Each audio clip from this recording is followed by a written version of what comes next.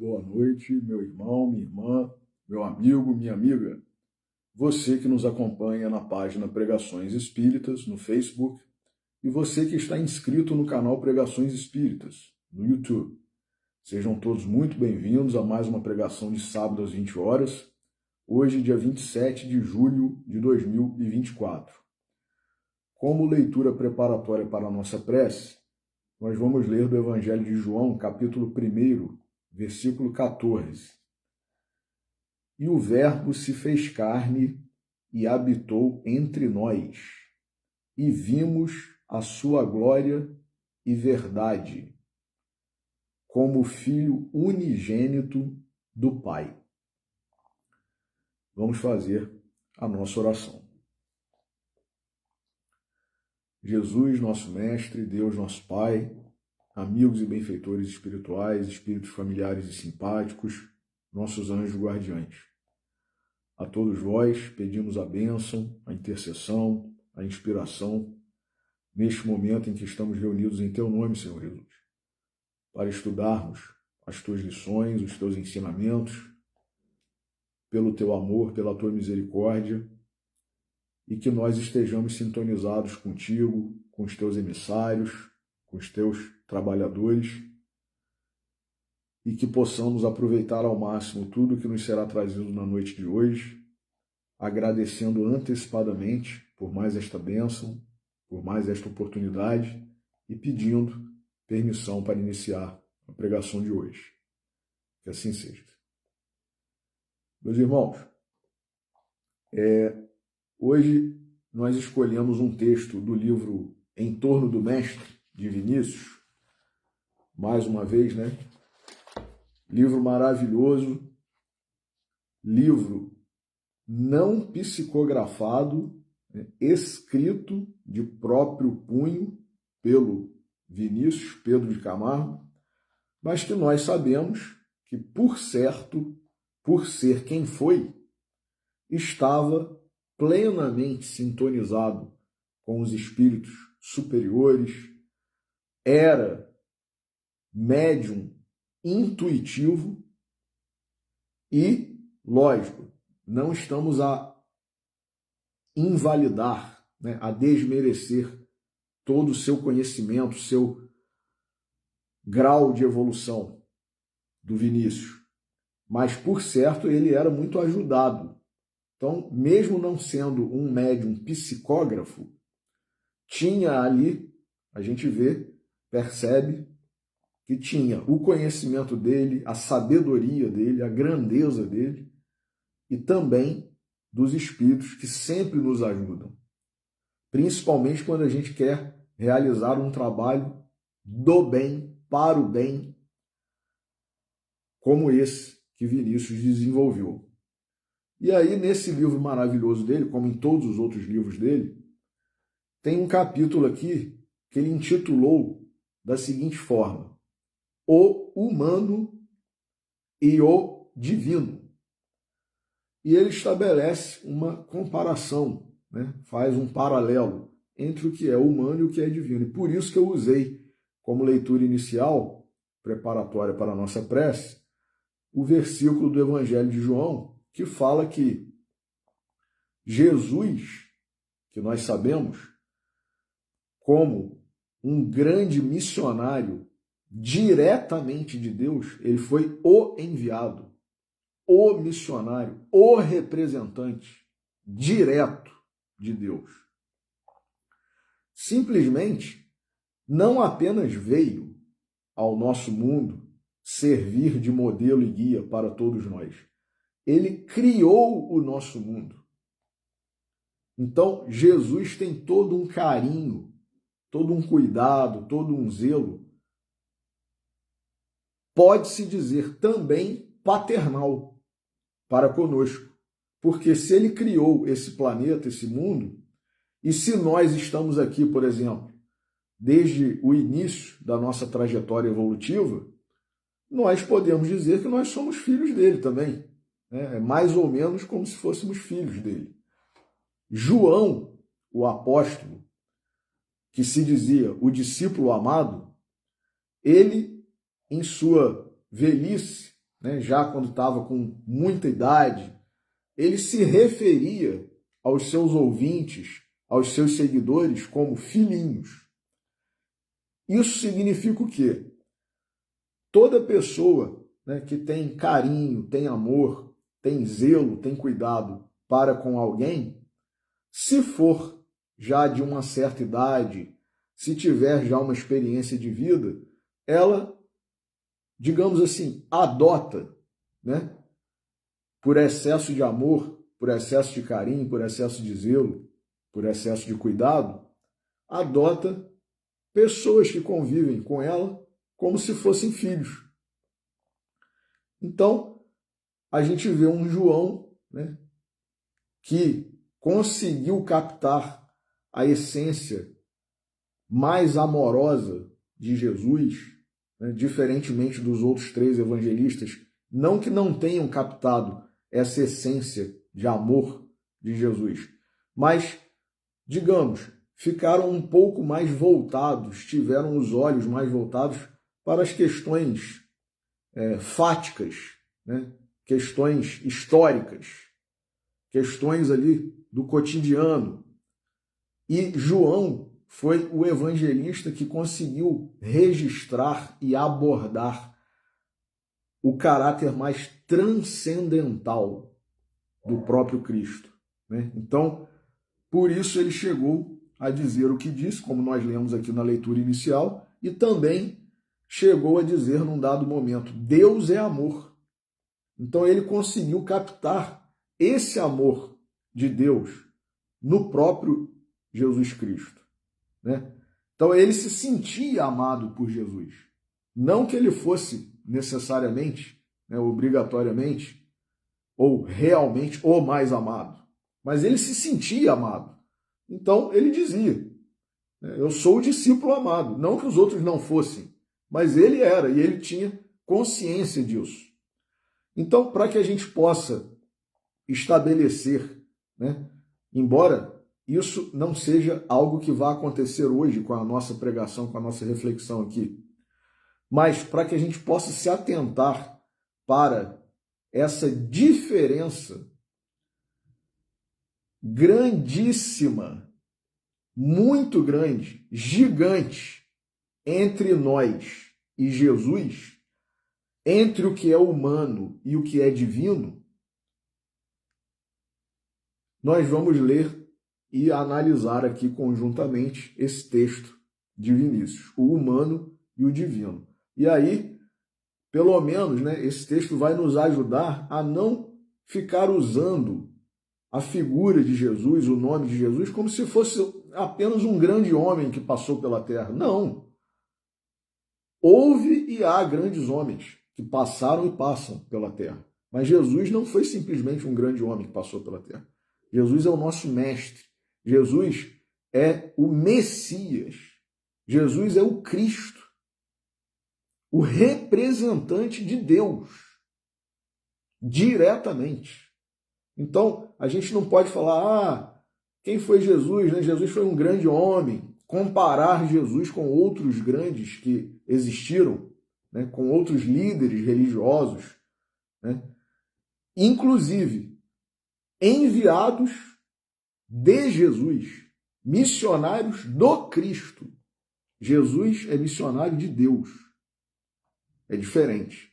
O grau a que ele pertence está muito acima, anos-luz. Anos-luz não, milênios-luz. Anos-luz é pouco, embora seja uma medida, né, para distâncias cósmicas. Mas Jesus não está apenas anos-luz à nossa frente. Se nós tivéssemos que usar, né, um neologismo, né, criar uma nova expressão para dizer da distância que Jesus está de nós outros, com esse tipo de medida, de referência que é utilizada para distâncias cósmicas, Jesus não está apenas anos-luz à nossa frente, Jesus está milênios-luz. Então, a gente tem que se colocar no devido lugar, respeitando a sublimidade, a divindade de Jesus. Então, Vinícius, que entendeu, né, quem era Jesus, quem é e quem sempre será e quem nós somos, escreveu esse belíssimo texto que nós vamos ler aqui. O humano e o divino. As religiões pretendem estabelecer uma linha de separação entre aquilo que se convencionou denominar humano e aquilo que se conhece como divino. Para as religiões, o humano é o natural e o divino é o sobrenatural. Há em tudo isto, certamente, um mal-entendido, sendo mesmo um erro de apreciação que deve ser reparado. Se a gente parasse aqui nesses 2 parágrafos, ou se nós fôssemos muito precipitados, a gente poderia dizer, ué, Rafael, você tem certeza que o que ele vai dizer é isso mesmo que você acabou de falar nessa fala introdutória sua? Parece que é exatamente o contrário. Calma, vejamos o que Vinícius vai nos dizer. Se considerarmos como humano o que os homens costumam desnaturar, olha o detalhe que Vinícius começa a usar para temperar, digamos assim, o seu texto. Se considerarmos como humano o que os homens costumam desnaturar e corromper, olha em que grau, em que nível, em que condição nós estamos. Estamos num grau, num nível, numa condição daqueles que desnaturam, corrompem. Repetindo, se considerarmos como humano o que os homens costumam desnaturar e corromper, estamos de pleno acordo. Neste particular, não há só uma linha, mas um abismo de separação entre o que é do homem e o que é de Deus. Mas, se compreendermos por humano o que é natural ou da natureza, não há nenhuma linha de distinção entre o humano e o divino. Em resumo, tudo que é natural é divino. A natureza mesma é divina em todas as suas manifestações. Nosso corpo é humano e divino ao mesmo tempo, porque é obra de Deus. Nada há no universo infinito que não proceda do supremo arquiteto. Logo, tudo é divino. Então, nesse aspecto, tudo é divino, porque é criação de Deus. Agora, a partir do momento que a gente desnatura, que a gente corrompe, que a gente desvirtua, aí é que passa essencialmente, na abordagem de Vinícius, a ser humano. Por quê? Porque aí é produto, é feito de nós outros. É o produto do que o homem realiza. E aí, geralmente, como a gente está nesse nível espiritual ainda, de habitantes de planeta de provas e expiações, geralmente o que a gente faz não é bom, não é belo, né? E não é do bem e para o bem. E ele continua: o objeto da religião não é, como supõem os credos religiosos, o objetivo, né? Separar o humano do divino. É aperfeiçoar o humano até que ele se divinize. E aí a gente faz referência, né, mental imediatamente à questão 625 do Livro dos Espíritos. Quem é o modelo e guia mais perfeito que Deus enviou ao homem na Terra? Jesus. Então, se a gente seguir realmente, se a gente adotar Jesus como modelo, como guia, nós estaremos a nos divinizar sempre cada vez mais. Agora, Se a gente se afasta de Jesus, se a gente esquece Jesus, se a gente vira as costas para Jesus e para a sua verdade, o que a gente está fazendo?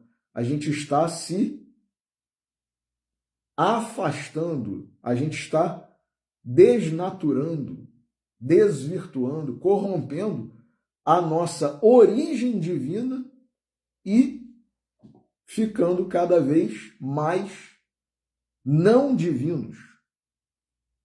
Nem existe um adjetivo apropriado, digamos assim, mas não divinos. A gente, em vez de caminhar no caminho certo que conduz a Deus e que, inclusive, né, a essência de toda religião deve ser exatamente isso, religar todos nós que somos religiosos, independentemente de qual religião, né, de qual seita, de qual segmento do cristianismo ou de qualquer religião que nós sigamos, o objetivo da religião, a finalidade da religião, até pela própria morfologia, etimologia da palavra, é religare, religatio, do latim, religião, religar a pessoa a Deus. Então, quer dizer, é fazer com que nós nos aproximemos, nos divinizemos mesmo, como está a nos dizer Vinícius. Então, diz ele aqui, repetindo, o objeto da religião não é, como supõem os credos religiosos, separar o humano do divino. É aperfeiçoar o humano até que ele se divinize. Não é menoscabar ou destruir a matéria. Também não é isso, né? Porque a gente sabe que existem segmentos religiosos que, inclusive, impõem, determinam mortificações, né? Autoflagelação. Não é isso. Não, isso não vai fazer a pessoa se tornar melhor, um espírito mais evoluído. Por quê? Porque a gente está impondo condições desfavoráveis, né? A gente está impondo sofrimento, dor ao corpo de carne. Só que a gente é espírito. Então, o que adianta a gente se autoflagelar, a gente se mortificar, né? E o espírito continuar, como dizem alguns, né? Ou como dizia o nosso querido Rubinho, um espírito de porco, né? É exatamente adotar aquelas práticas que Jesus tanto condenou, quando chamou os fariseus de hipócritas, né? Porque eles faziam as práticas exteriores, cumpriam, né, com os ritos, os rituais, faziam jejum, se andavam, né, sujos de cinzas e tudo mais. E o que adiantava isso? É só para as outras pessoas verem? Por dentro, né, a minha essência, a minha mente, meu coração, o que eu estou pensando, o que eu estou sentindo? O que eu estou fazendo, né, da minha vida? Então, a essência é muito mais importante do que a aparência. Então, não é menoscabar ou destruir a matéria, mas submetê-la ao império do espírito. Nosso corpo, segundo afirma São Paulo, é santuário de Deus. Se é verdadeira a afirmativa do apóstolo, e cremos piamente que o seja, diz Vinícius, nosso corpo é divino. Desprezá-lo ou sujeitá-lo propositadamente a sevícias e mortificações não é virtude, é antes um delito. Então, pelo contrário, né, a gente não tem que se autoflagelar, se mortificar. A gente tem que cuidar bem do corpo, sem excessos, é claro, sem exageros, né? O fato de você não dever, segundo alguns entendimentos, né, passar por privações, jejuns exagerados ou autoflagelações, mortificações, não significa que a gente deva ser um glutão. Então eu não devo jejuar, então eu vou, né? Não é nem um extremo nem outro. É o equilíbrio, né? É o discernimento. Quem desprezá-lo ou sujeitá-lo propositadamente a serviços e mortificações não é virtude, é antes um delito. O converso de Damasco disse: quem destruir o santuário divino, Deus o destruirá. É uma espécie de suicídio indireto, né? E disse isto em alusão ao corpo humano. Quer dizer, Paulo falou isso. Quem destruir o santuário divino, Deus o destruirá. Então a gente sabe, né, das consequências, estão aí na doutrina espírita, nos relatos, nos próprios livros da codificação básica e em outros, psicografados por Dona Ivone Pereira, por exemplo, pelo próprio Chico Xavier. A gente sabe o que um espírito suicida geralmente, é lógico que não existe regra, a lei de Deus não é matemática.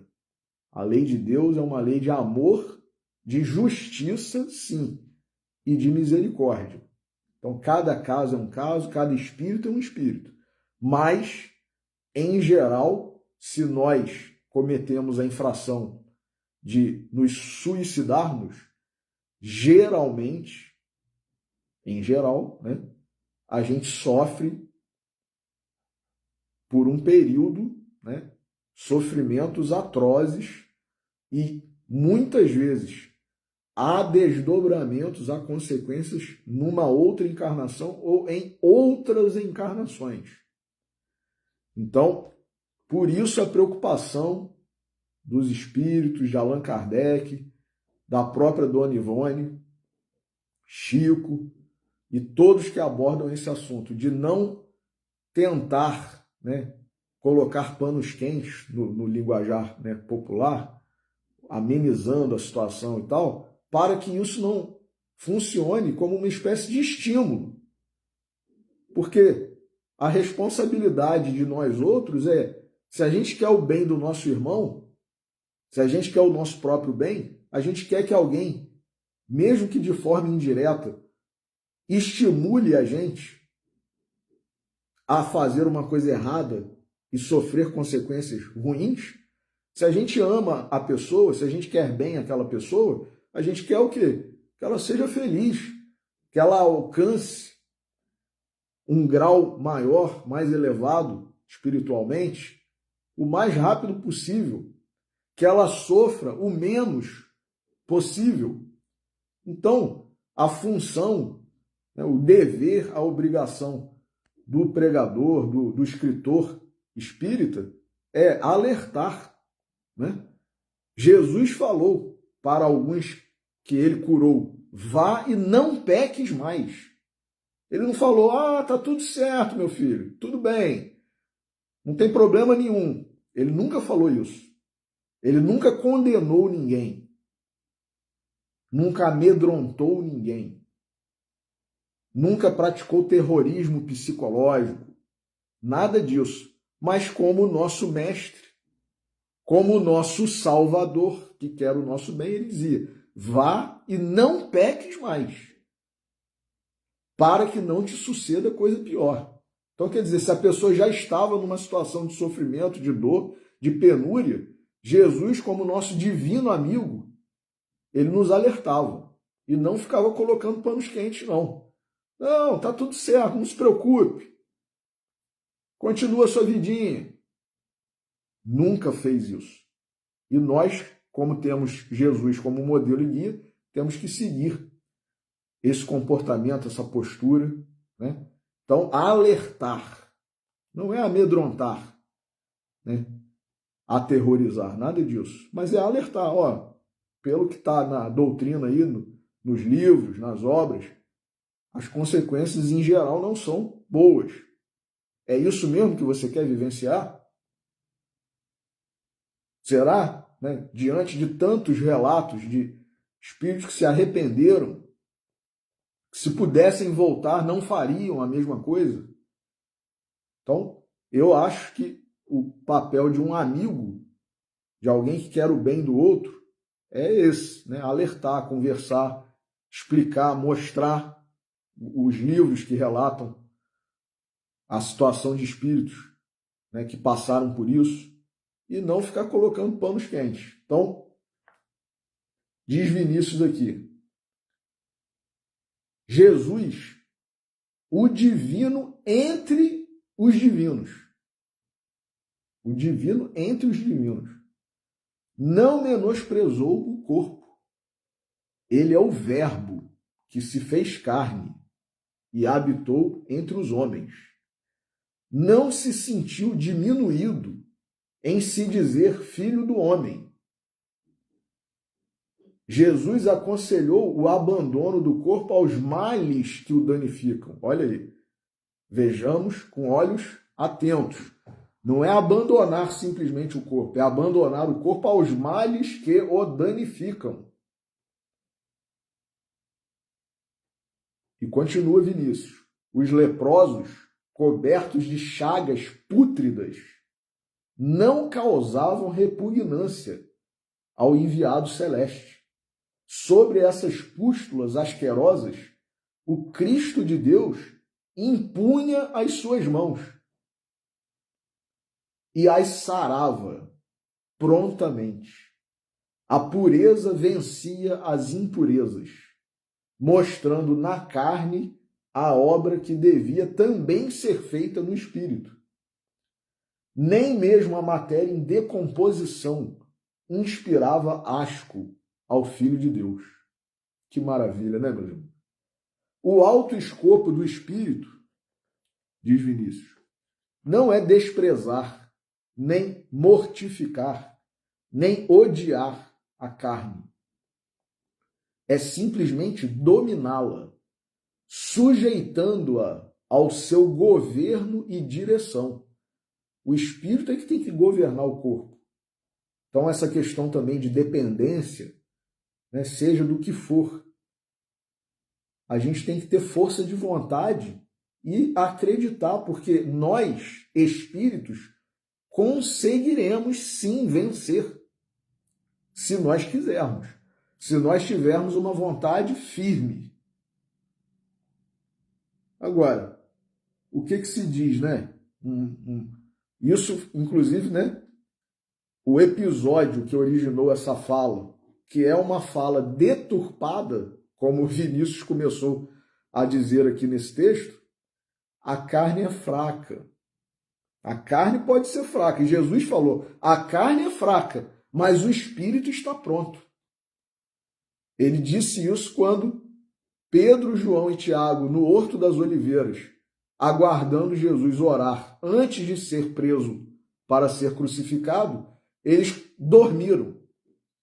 E aí, quando Jesus voltou, após ter feito um período de oração, voltou aos três, e eles estavam dormindo, e eles pediram desculpa. Senhor, então, a carne é fraca. A carne é fraca, disse Jesus, mas o espírito está pronto. Então, quer dizer, se vocês quiserem, vocês conseguem vencer. E nós também. Então, essa desculpa que nós damos muitas vezes para não dar uma guinada, isso é uma desculpa, né, que não vale. Jesus já nos alertou sobre isso. Repetindo aqui. O alto escopo do espírito não é desprezar, nem mortificar, nem odiar a carne. É simplesmente dominá-la, sujeitando-a ao seu governo e direção. O sobrenatural é o absurdo. E o absurdo é dos homens. Embora as religiões pretendam que seja de Deus. Olha que visão interessante de Vinícius, né? O sobrenatural não é de Deus. O sobrenatural é dos homens. Por quê? Porque é o absurdo. O que é absurdo? O que a gente faz muitas vezes, como a gente vive. Com Deus está a verdade, a luz, a ordem, a natureza em sua plenitude excelsa e deslumbrante. Se o homem obedecesse à natureza, estaria sempre com Deus. Que frase, hein? Se o homem obedecesse à natureza, estaria sempre com Deus. O espírito também é da natureza.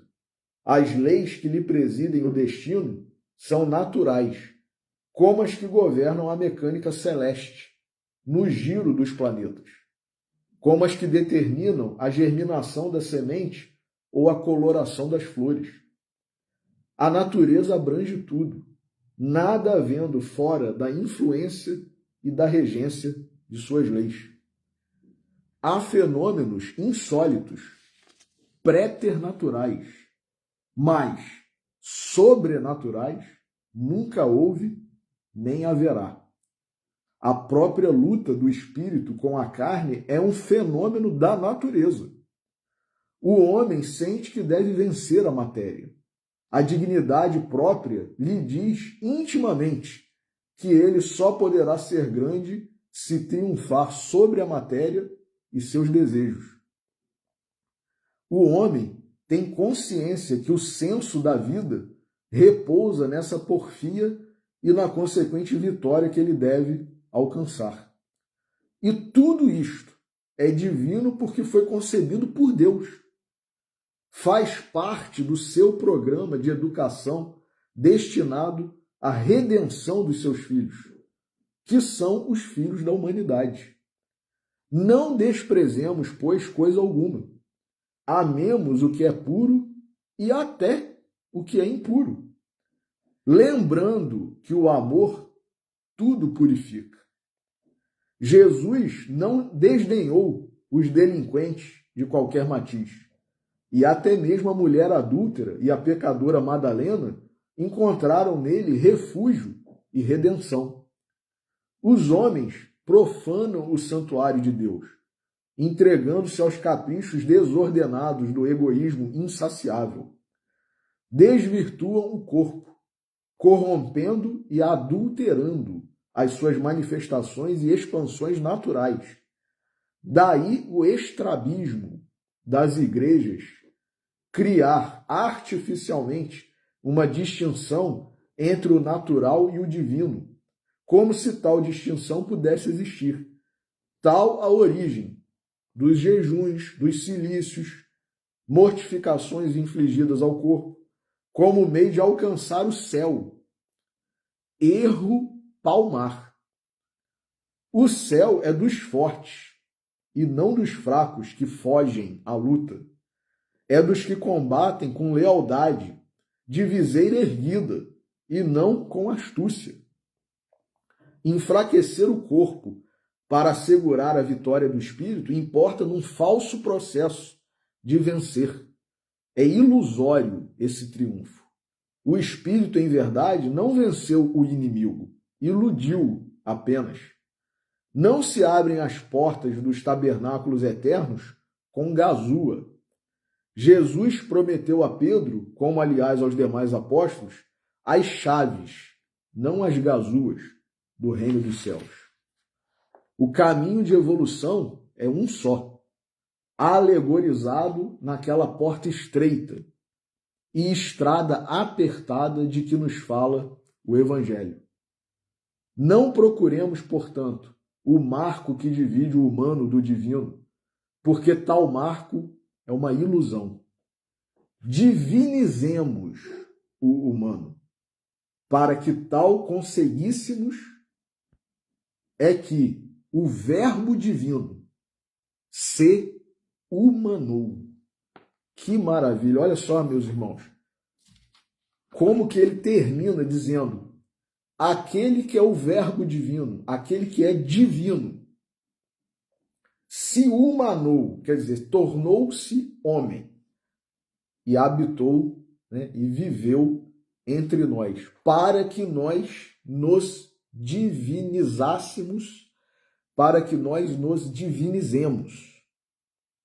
Então, essa é a grande questão.